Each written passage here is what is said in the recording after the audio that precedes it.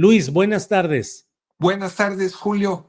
Muchísimas gracias por tu invitación para estar hoy conversando contigo. Gracias a ti, Luis. ¿De qué podemos hablar hoy, Luis? ¿Qué tema crees conveniente tocar en este día, Luis, por favor? Bueno, es un día donde, como acabas de describirnos, hay una luz de información que se nos viene encima. Las cosas están cambiando muy rápidamente, pero Oye, creo que Corea del también es Sur, Francia, de todo, Luis. de todo en un panorama mundial, ¿no? En donde cada vez diera la impresión de que nos asemejamos más a una situación similar a la que se vivió durante la Guerra Civil Española, cuando las llamadas democracias voltearon e ignoraron lo que era el golpe de Estado franquista, y eso permitió el avance del nazismo en Alemania, del fascismo en Italia, y lo que después iba a ser la Segunda Guerra Mundial, ¿no? Hoy, con lo que es el genocidio en Gaza, con las amenazas de Donald Trump de incendiar más aún el Medio Oriente, con la guerra de Ucrania, pues diera la impresión de que el derecho internacional, los organismos internacionales multilaterales no tienen ya ninguna competencia, y estamos en la ley de la selva, mientras la ultraderecha avanza de manera acelerada en todo el mundo, literalmente, no solamente en Europa o en América Latina.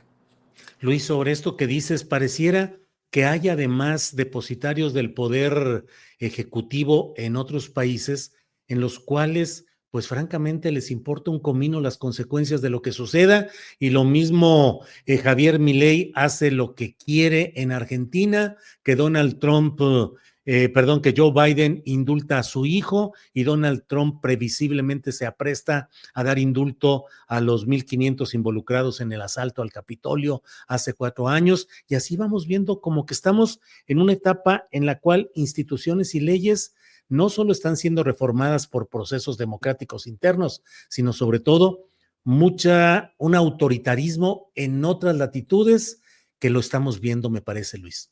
Sí, creo que tienes toda la razón. Estamos ante la emergencia de un estado de excepción en muchas partes del planeta, comandado por fuerzas de ultraderecha, Hungría, Polonia, con grandes avances electorales también. En, bueno, en Italia están asentados claramente en el poder, en Francia. Y con figuras como fue Bolsonaro en Brasil, que está de regreso, que nunca se ha ido realmente, Uh-huh. como el mismo Donald Trump, como Milei, tal y como lo señalas, ¿no? Figuras que hacen de la política un vodevil, que quieren presentar como si fueran outsiders, ¿no? Pero que en los hechos pues van conduciendo o quieren conducir a sus naciones mirando el espejo retrovisor, ¿no? Son nostálgicos del pasado y quieren regresar a una restauración. Vemos el fin de la globalización tal y como la conocimos, la integración de nuevos bloques político-geográficos. Vemos un cambio en el mundo que me parece que todavía no nos damos cuenta de lo que acaba de suceder, ¿no? Como si fuéramos en una autopista y de repente hay uno de esos accidentes tremendos, ¿no? Nos bajamos del coche y todo el mundo tiene en la cabeza todavía lo que pensaba hacer hasta antes de ese accidente, pero el accidente es de tal magnitud que va a cambiar la vida de todos, incluyéndonos a nosotros como país. Luis, y fíjate lo que son las cosas. Mañana inicia en Argentina la reunión de esta conferencia política de acción conservadora que impulsa particularmente Donald Trump y que ahora tiene como anfitrión en Argentina a Javier Milei. Y aparte de la presencia ya usual de Eduardo Verástegui, que estuvo en la reunión de la CEPAC aquí en México, cuando él pretendía ser candidato presidencial independiente. Ahora va Ricardo Salinas Pliego, está incluido en la lista de oradores para estar expresamente ya ahí en la lista de quienes van a hablar en esta conferencia que mezcla las ideas del libertarianismo y de no sé cuántas cosas, pero sobre todo es la ultraderecha más activa a nivel continental. ¿Cómo ves esa incorporación de Salinas Pliego, Luis? Bueno, a mí me recuerda a la figura de Berlusconi en Italia, Ah, un magnate de los medios de comunicación, también ultraliberal, eh, que presentándose como empresario eh, vendía la idea de que él no necesitaba robar, de que estaba en contra de la corrupción, que iba a depurar las instituciones, un magnate, como decía, de los medios de comunicación, que incursiona entonces en la política una y otra vez de manera exitosa en Italia, hasta su declive. Yo creo que Ricardo Salinas está ensayando esa ruta, ¿no? Él tiene detrás de sí un consorcio mediático muy poderoso, un conjunto de empresas muy importante. Sus empresas son claves en aterrizar las remesas que nuestros paisanos mandan de Estados Unidos a las distintas comunidades. Entonces va a repetir, va por la revancha, ¿no? Ya no le basta tener figuras delegadas como Lili Telles en la política u otros en el Senado, ¿no? Él ahora quiere incursionar efectivamente de manera directa, ¿no? Se ha vuelto una figura relevante como youtuber en las redes alternativas. Entonces nos recuerda mucho a fenómenos que estamos viendo, ya vimos en el pasado, insisto, con el caso de Berlusconi, o que vemos, por ejemplo, en el caso español, ¿no? Donde un youtuber de ultraderecha se presenta a las elecciones en nombre de el apoliticismo, ¿no? ujú. Creando mentiras falsas y obtiene tres lugares y 800,000 votos viniendo de la nada, ¿no? Ujú. De un momento a otro. Yo creo que eso es lo que está apostando Ricardo Las Salinas Pliego, a esta volatilidad que hay Ujú. en todas las arenas políticas del planeta. Luis, por favor, disculpa que hice preguntas que no iban con lo que originalmente te había planteado de decirte de qué tema nos quieres hablar hoy, pero la verdad no quise desperdiciar la oportunidad de platicar algo sobre esto. ¿De qué nos querrías hablar, Luis? No, habíamos hablado de la posibilidad de recordar los 50 años de la Sí, caída en combate del comandante Lucio Cabañas Barrientos, ¿no?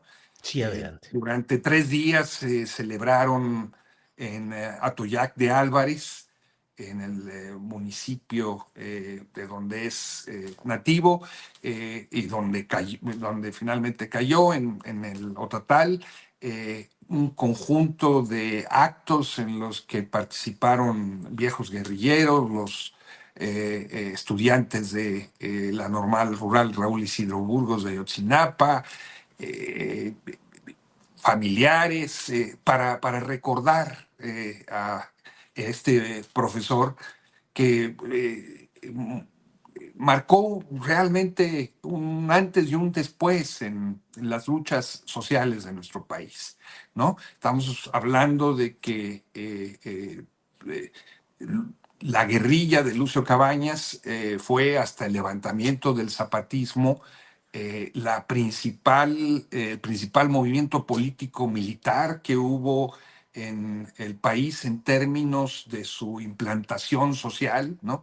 Una guerrilla con una enorme base campesina eh, y tenemos a un profesor que no quería originalmente tomar la ruta de las armas, pero que lo obligaron finalmente a hacerlo y organizó a los pueblos de Guerrero, pero también de fuera de Guerrero, en este enorme movimiento que desafió y enfrentó al ejército con éxito hasta que pasó a secuestrar al entonces candidato a gobernador, el tristemente célebre Rubén Figueroa, y se vino entonces una acometida militar tremenda que ha sido o que fue recreada por Carlos Montemayor magistralmente en la Guerra en el Paraíso. Eh, no, llama la atención que 5 décadas después, ¿verdad? La figura de este profesor siga viva, siga siendo una referencia en el magisterio, forma parte su figura del emblema de la Coordinadora Nacional de Trabajadores de la Educación, y es una figura recordada y querida por maestros, estudiantes y gentes que quieren otro México. Bien, Luis. Luis, las condiciones que generaron movimientos de defensa armada, movimientos guerrilleros en su momento, pienso particularmente en Guerrero, han cambiado, subsisten y en dado caso, si subsistieran con sus variaciones, ¿por qué no han vuelto a aprender esos movimientos armados libertarios como el de Lucio Cabañas y el de Genaro Vázquez Rojas, Luis? Yo creo que han cambiado muchas cosas, ha cambiado el mundo, ya no existe el bloque socialista, las luchas de liberación nacional en el continente, en Latinoamérica, fueron en su mayoría derrotadas, ¿no?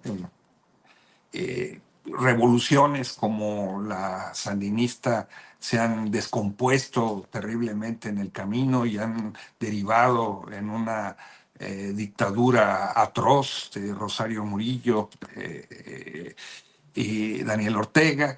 Entonces, hay una situación, un entorno internacional diferente, pero también hay un entorno nacional distinto. Yo creo que es genuino decir que hay muchos más espacios democráticos, la gente puede participar de otras maneras. Eh, Aunque hay situaciones como las que se vive en el estado de Guerrero, en Chiapas, en muchos lugares de Oaxaca, en Michoacán, donde esta estrecha alianza que se ha dado entre el crimen organizado y los viejos caciques y los políticos locales, siguen haciendo necesaria la acciones de autodefensa, como es la formación de las policías comunitarias en el estado de Guerrero, ¿no? Vemos lo que le pasa a la CIPO en la zona de los Ardillos, donde hasta los niños tienen que armarse finalmente.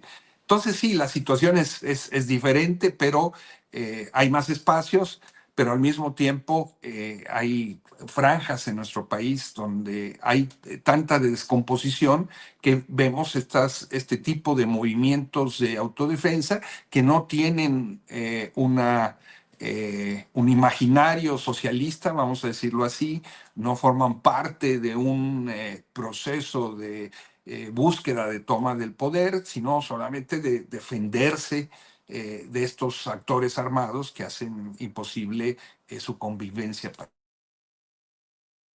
Luis, bueno, creo que ahí se congeló un tantito. ¿Me escuchas, Luis? Te escucho Ah, perfectamente, no sé si perfecto. tú me escuchas Sí, ahí. sí, te escucho bien. Luis, la figura de Lucio Cabañas Barrientos es un emblema de lucha y de recuerdo y reconocimiento a lo que hizo en protesta contra acciones negativas de un gobierno, continuas. Eh, pero ¿cuál es la ideología que puede o el mensaje ideológico que aún subsiste de luchas como estas, Luis Hernández?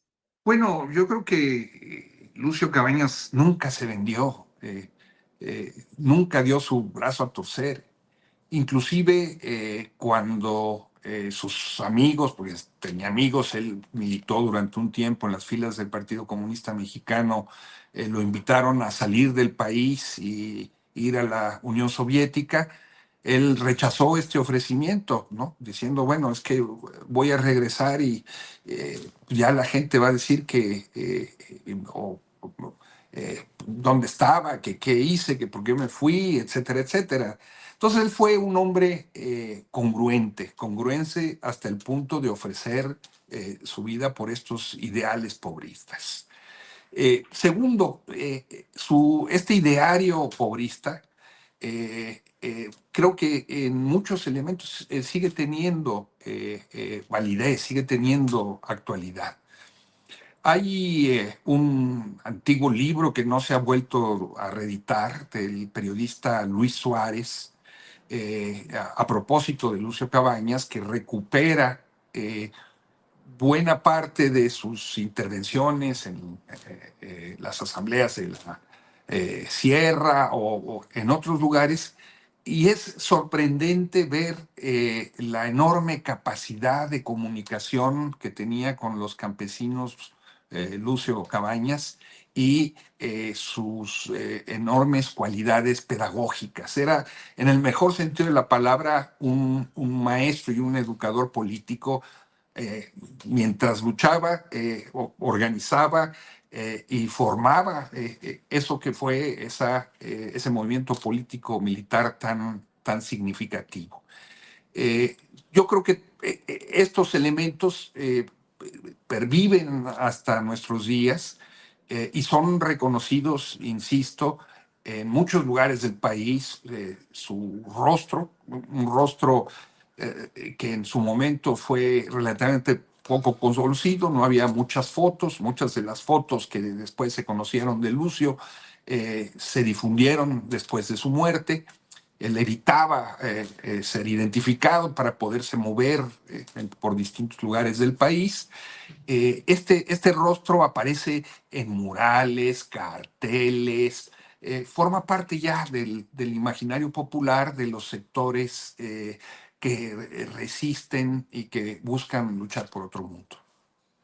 Bien, Luis, gracias. Gracias por todo este repaso amplio de diversos temas que hemos hecho. Cierro solo preguntándote, hoy una parte de los hechos represivos contra luchadores sociales, defensores del medio ambiente, defensores de bienes comunales, defensores de derechos humanos, esa represión la ejerce ahora el crimen organizado sin necesidad de que otras fuerzas se involucren en esas represiones, Luis. Yo creo que hay una subrogación de los servicios del crimen organizado, de manera que se han convertido en muchos lugares, no siempre, no en todos, en arietes de la contrainsurgencia. Esto arranca, desde mi punto de vista, este modelo de subrogación de servicios, comienza con lo que fue la lucha de la APO en 2006, cuando Ulises Ruiz, el Chacal de Antequera, como lo bautizaban, contrató los servicios de los Zetas para atacar a la Asamblea Popular de los Pueblos de Oaxaca, eliminar a varios de sus dirigentes.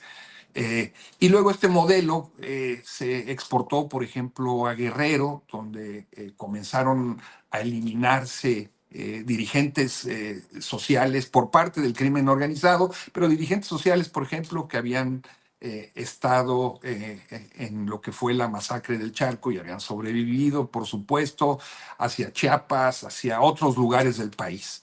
Entonces, creo que no es que el crimen organizado actúe solamente por su cuenta, por supuesto que para ellos hay una disputa por los territorios, por las rutas, por el corazón de las gentes, para reclutar a sus filas a los jóvenes, pero también se prestan a servir como un brazo de corte paramilitar, no hay otra forma de decirlo, para que avancen las mineras, para que los caciques establezcan su poder, para que sectores estatales recuperen el control de territorios que se les han escapado de las manos.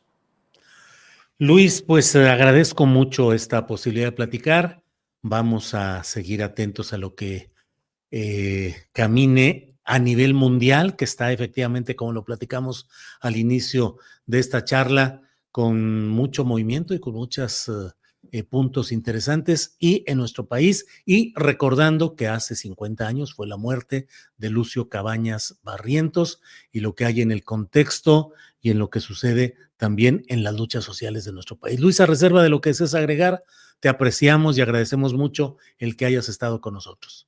Pues gracias a ti por tu hospitalidad, Julio. Un abrazo hasta allá. Gracias, Luis. Hasta pronto. Hasta luego.